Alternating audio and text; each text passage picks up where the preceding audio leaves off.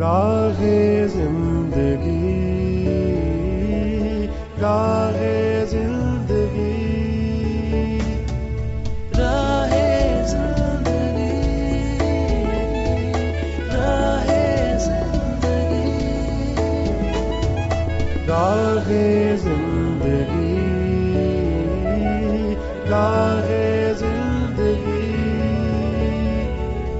زندگی کے نشیب و فراز میں محبت کے احساس سے تازہ دم ہونے کے لیے پروگرام سنیے راہ زندگی۔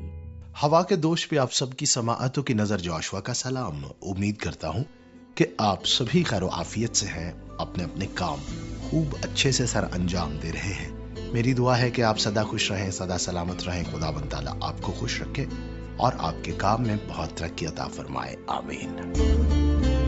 جناب والا، فروری کا مہینہ شروع ہو چکا ہے اور یہ مہینہ میرے لیے بہت زیادہ اہم ہے۔ ایک تو اس میں چونکہ موسم بہار شروع ہوتا ہے، اس لیے بھی مجھے یہ مہینہ سال کے 12 مہینوں میں سے بہت زیادہ پسند ہے، اور دوسری وجہ یہ ہے کہ اس مہینے میں میری سالگرہ ہوتی ہے، یعنی میرا جنم دن بھی اسی مہینے میں ہوتا ہے۔ اسی کے ساتھ ساتھ ہم بات کریں گے جنوری کے مہینے کے بارے میں بھی، جو کہ گزر گیا۔ چونکہ جب آغاز ہوا تھا اس مہینے کا تو ہم نے بہت کچھ سوچا تھا، ہم نے بڑے منصوبے باندھے تھے، اور جب آپ کے خطوط موصول ہوئے تو اس میں بہت کچھ لکھا تھا کہ جی میں اس سال کو اس کام کے لیے وقف کر دوں گا، اور میں اس سال میں یہ کچھ کروں گا۔ میں بھی اسی میں شامل ہوں، چونکہ میں نے بھی یہ سوچا تھا اور میں نے بھی اظہار کیا تھا کہ میں اس سال میں ان باتوں پر عمل کروں گا۔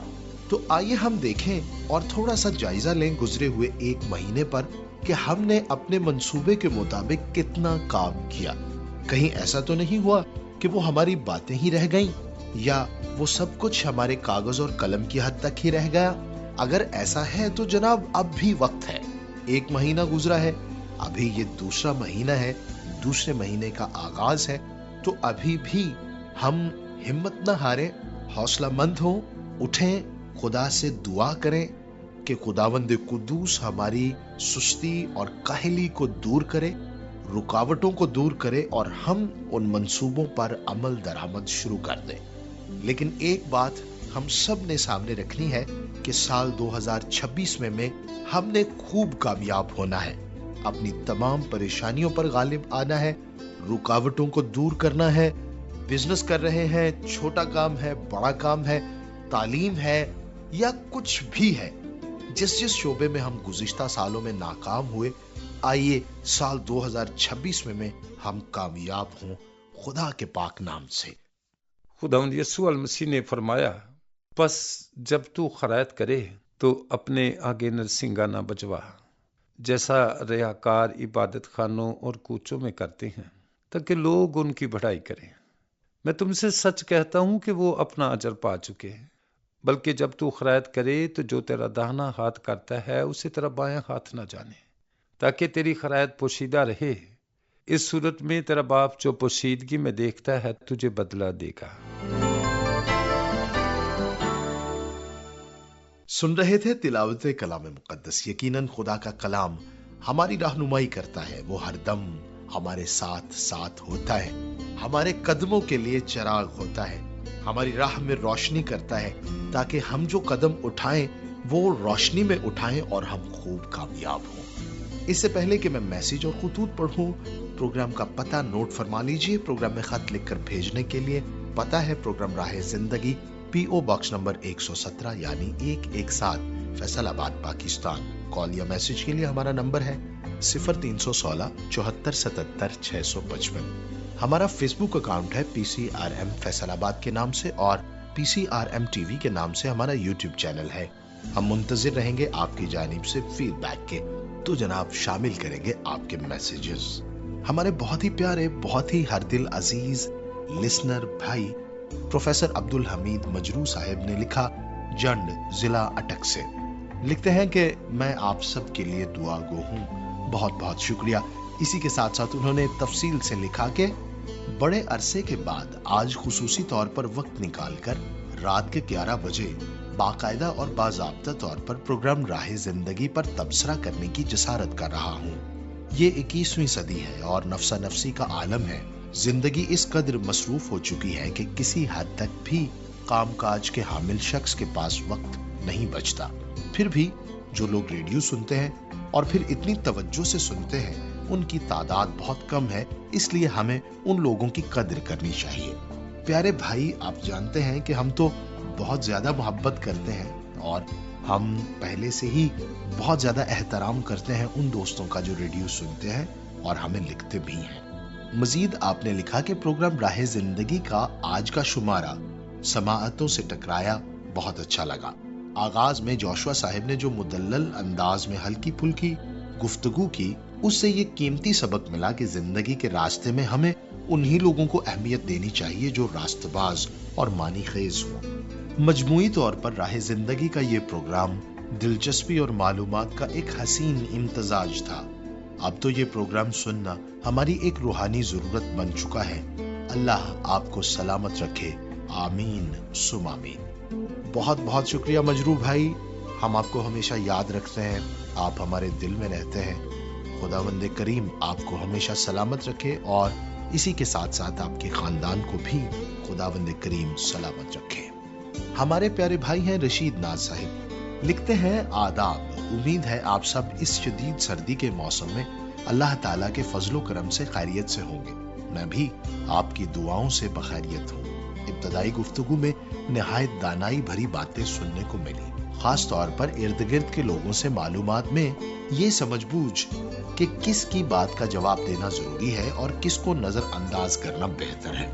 नफ्स पर काबू पाने के हवाले से कलाम खुदा की रोशनी में जो बात बयान की गई कि ऐसा शख्स पहलवान से बेहतर है, दिल को बहुत मुतासिर कर गई। तिलावत कलाम पाक और हमदिया गीत का इंतखाब भी निहायत खूबसूरत और बामकसद था।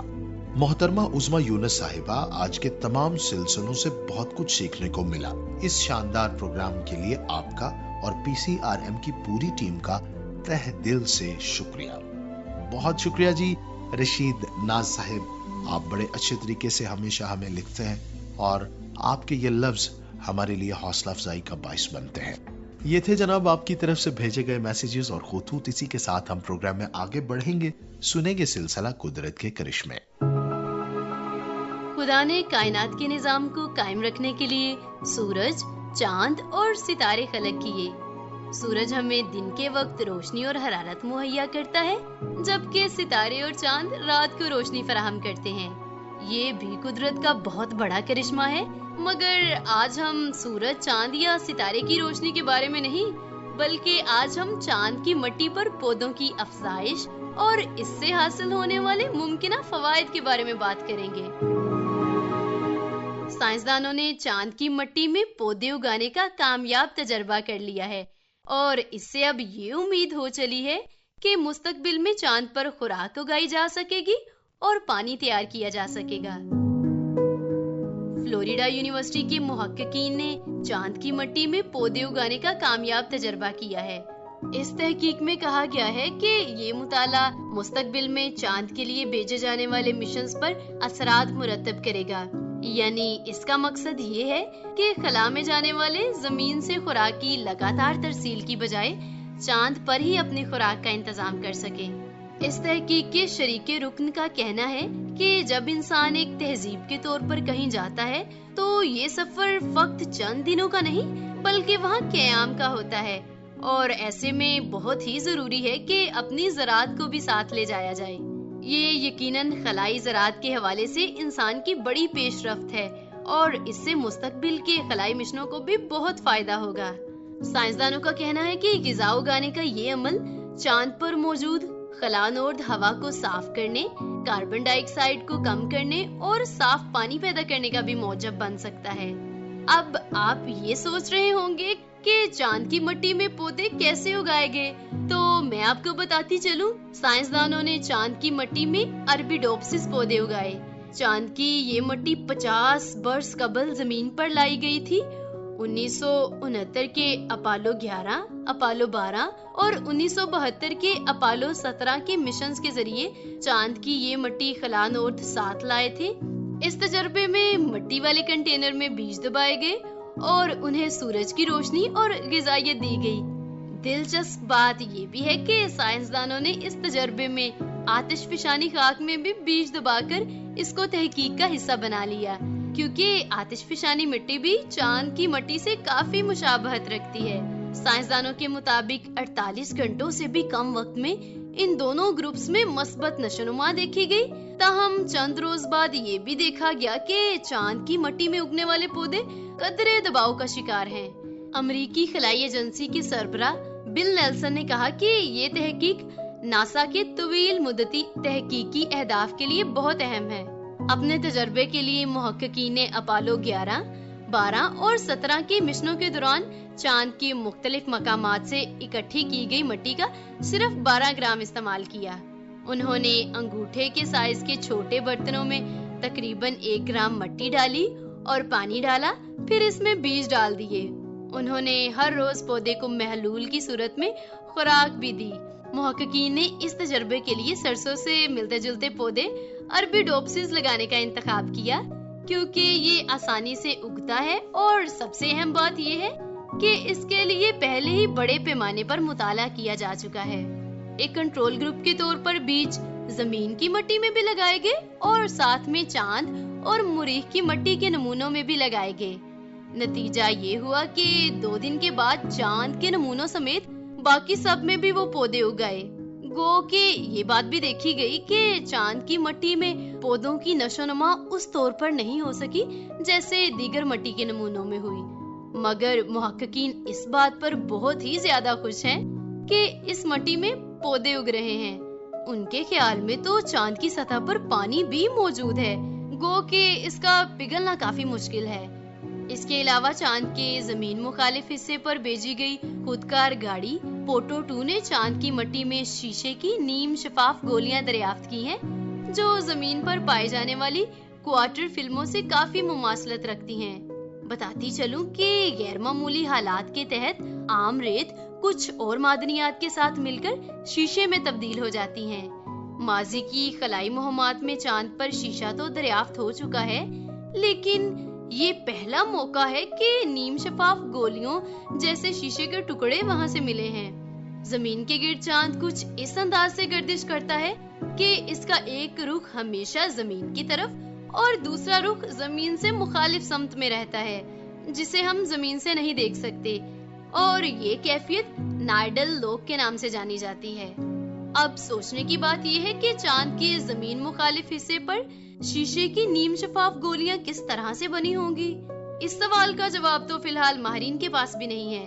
البتہ اس بارے میں چینی ماہرین کا مفروضہ یہ ہے کہ شاید آج سے تقریباً 4 ارب سال پہلے جب چاند نوجوان تھا تو یہاں پر مسلسل آتش فشاں لاوا اگل رہے تھے، جبکہ بڑی تعداد میں شہاب ثاقب بھی چاند کی سطح پر برس رہے تھے۔ خیر، ان ساری باتوں سے میں تو یہ سوچ رہی ہوں کہ خدا تعالیٰ نے اس پوری کائنات کو کتنی کرشماتی قدرت کے ساتھ خلق کیا ہے۔ یقیناً چاند پر جانا اتنا آسان کام نہیں ہے۔ خلائی سائنسدان اس معاملے میں کثیر رقم خرچ کر رہے ہیں، اور وجہ یہی ہے کہ وہ جان سکیں کہ خدا کی قدرت نے کس قدر کمال کیا ہے، اور یہ بھی کہ چاند روشنی منعکس تو کرتا ہی ہے، اس کے علاوہ اس کرشمے سے مزید کس طرح کے فوائد حاصل کیے جا سکتے ہیں۔ اور جو لوگ گئے انہوں نے اب تک اس بات کو ڈھونڈ لیا ہے کہ پودے بھی چاند کی مٹی میں اگ سکتے ہیں۔ یقیناً یہ سب کچھ انہی کے لیے ہے جو ان کرشموں پر غور و خوض کرتے ہیں اور کھوج لگاتے ہیں۔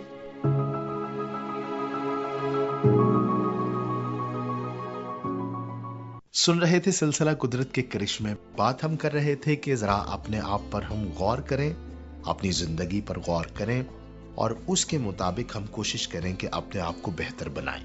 اور سب سے بڑی بات یہ ہے کہ جو ہم نے اس سال کے آغاز میں یعنی جنوری کے مہینے میں سوچا تھا اور جس کا ہم نے منصوبہ بنایا تھا اور پھر ہم نے عہد بھی کیا تھا کہ ہم ایسا کریں گے، ہم ذرا دیکھیں کہ کیا ہم اس کے مطابق چل رہے ہیں یا نہیں چل رہے۔ تو میں آپ سب سے یہ عرض کرنا چاہتا ہوں کہ اب جب آپ خط لکھیں گے یا میسج کریں گے تو ضرور آپ اس میں بتائیے گا کہ وہ منصوبہ کیا تھا اور آپ کس حد تک اس میں کامیاب ہو رہے ہیں، یا آپ نے اس کا آغاز کیا یا نہیں کیا۔ اور پھر اگلے پروگرام میں بھی اپنے حوالے سے کچھ باتیں آپ سب کے ساتھ شیئر کروں گا اور میں یہ بھی بتاؤں گا کہ میں اس میں کس حد تک کامیاب ہوں اور کس حد تک میں کوشش کر رہا ہوں. تو آئیے مل جل کر ہم ایک دوسرے کے ساتھ اپنی ان باتوں کو شیئر کریں تاکہ یہ ایک دوسرے کی حوصلہ افزائی کا باعث بنے. ہو سکتا ہے ہمارے کسی ایسے بھائی کے لیے, ہماری کسی ایسی بہن کے لیے جو بالکل افسردہ ہو چکے ہیں یا جنہوں نے بالکل حوصلہ چھوڑ دیا ہے, ہمارے یہ منصوبے اس کے لیے امید کا باعث بن جائیں, اس کے لیے حوصلے کا باعث بن جائیں اور وہ بھی اٹھ کھڑا ہو اور ہمارے ساتھ اپنی زندگی کے اس سفر کو شروع کرے. آگے بڑھیں گے پروگرام میں, سنیں گے سلسلہ یوتھ ٹاک.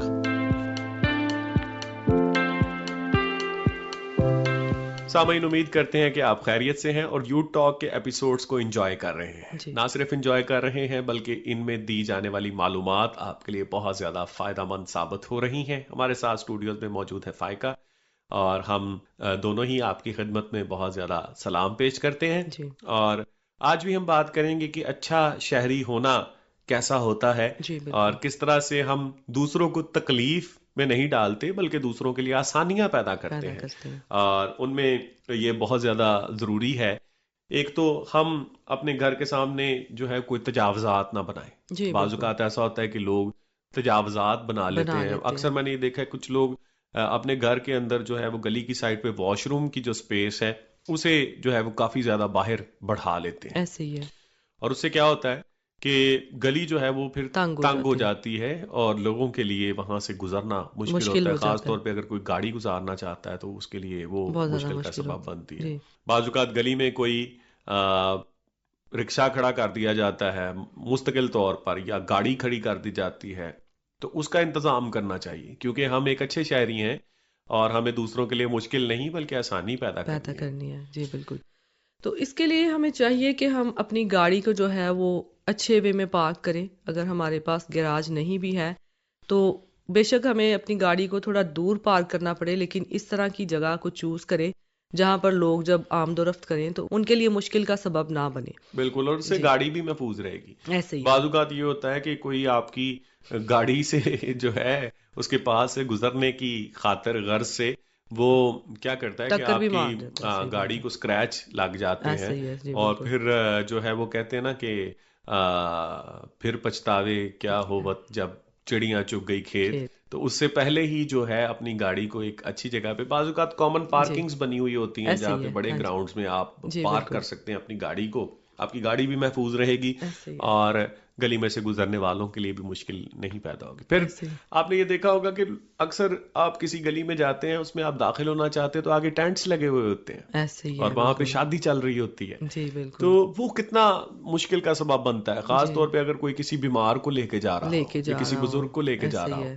تو ایک دفعہ تو یوں ہوا کہ میں اپنی گلی میں داخل ہونے لگا تو اندر شادی چل رہی تھی. میں نے دوسری گلی کو چنا, اس میں بھی شادی چل رہی تھی. تیسری گلی کو چنا, اس میں بھی شادی چل رہی تھی. تو میں نے سوچا کہ پتہ نہیں یہ سلسلہ جو ہے شادیوں کا کہاں تک جو ہے وہ چل رہا ہے اور اس کے لیے ضروری ہے کہ کوئی اور سپیس جو ہے وہ تلاش کر لی جائے, اس کو چوز کیا جائے. دیکھیے جیسے گراؤنڈز ہوتے ہیں, پھر کچھ شادی ہالز ہیں, ان کو یوز کیا جا سکتا ہے. اور اگر آپ کے پاس اتنی فیسلٹیز نہیں ہیں یا آپ اتنے اخراجات نہیں افورڈ کر سکتے تو آپ اس کو اپنے گھر کی چار دیواری میں بھی کر سکتے ہیں. اگر لوگ کام ہے تو کیا جا سکتا ہے, صحن اگر کچھ بڑا ہے ہال میں کیا جا سکتا ہے, کسی گراؤنڈ میں کیا جا سکتا ہے کیونکہ اکثر شادی جو ہے وہ ایک پرائیویٹ ایونٹ ہے. اور جیسے ہم نے پہلے بات کی تھی کہ میوزک بجایا جاتا ہے, اس شادی میں بہت زوردار قسم کا میوزک بجایا جاتا ہے یا ڈھول بجایا جاتا ہے اور وہ بھی لیٹ نائٹ ہیں.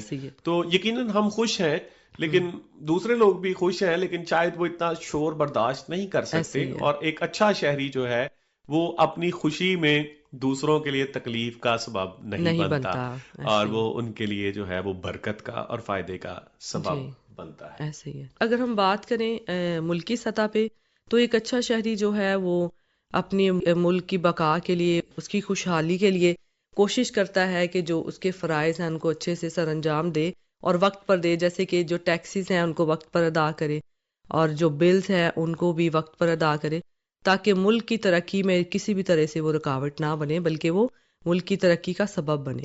بالکل جی. جب ہم یہ سمجھتے ہیں کہ ہم جو ٹیکس ادا کر رہے ہیں وہ بعد میں ہم پر ہی خرچ ہوگا. ہم نے اگر ٹیکس دیا ہے تو کسی نہ کسی مد میں ہمیں مفت صحت کی سہولیات مہیا ہوں گی. اگر سرکاری اسکولوں میں بچے پڑھ رہے ہیں انہیں مفت تعلیم کی سہولیات جو ہیں وہ میسر آئیں گی. اس کے ساتھ ساتھ روڈز بنائے جائیں گے, سڑکیں بنائی جائیں گی. اکثر جب ٹیکس کی بات آتی ہے تو لوگ جو ہیں اس سے بچنے کی کوشش کرتے ہیں اور کوئی نہ کوئی ایسا طریقہ کار تلاش کرتے ہیں کہ انہیں جو ہے وہ اپنے جو شہری فرائض ہیں, اپنے ملکی فرائض ہیں جو ٹیکس کی مد میں یا دیگر ہیں, ان سے وہ بچ سکیں. تو ہمیں اس طرح سے بھی سوچنا چاہیے کہ ہم ایک کمیونٹی ہیں, ہم ایک فرد واحد نہیں یا ایک خاندان اکیلا نہیں, بلکہ ہم ایک برادری ہیں, ہم کمیونٹی ہیں. اور کمیونٹی میں رہتے ہوئے ہماری جو حکومت کو لے کر ذمہ داریاں ہیں ہمیں ان کو پورے طریقے سے کرنا چاہیے, اور ہمیں اپنے ملک کی بقا کے لیے, اپنے ملک کی سلامتی کے لیے کام کرنا چاہیے. اور ٹیکسز کو ادا کرنا, بڑا خوبصورت نقطہ آپ نے اٹھایا کہ ٹیکسز کو ادا کرنا بھی جو ہے وہ بہت زیادہ ضروری ہے, اور یہ بھی ایک اچھا شہری رویہ ہے جو ہم اختیار کر سکتے ہیں. سامعین, بہت بہت شکریہ, آج آپ نے یوتھ ٹاک کو سنا اور آج ہم نے ایک اچھے شہری کو کیسا ہونا چاہیے اس پر بات چیت کی. آئندہ ایپیسوڈز میں ہم اس سلسلے کو جاری رکھیں گے اور آپ سے بات چیت اور گفتگو کریں گے کہ ایک اچھا شہری کیسا ہوتا ہے اور کیا کچھ کرتا ہے. اس میں بہت کچھ ہے بتانے کو, تو سنتے رہیے گا یوتھ ٹاک. ابھی ہمیں اجازت دیجیے, خدا حافظ. سن رہے تھے سلسلہ یوتھ ٹاک. میں امید کرتا ہوں کہ آج کا پروگرام سبھی کو پسند آیا.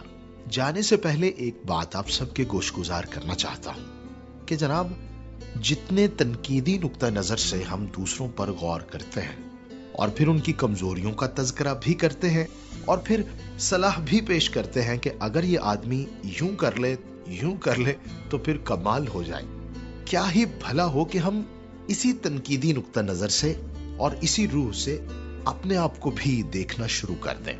یہ بالکل ایسے ہی ہے جیسے ہم آئینہ دیکھتے ہیں.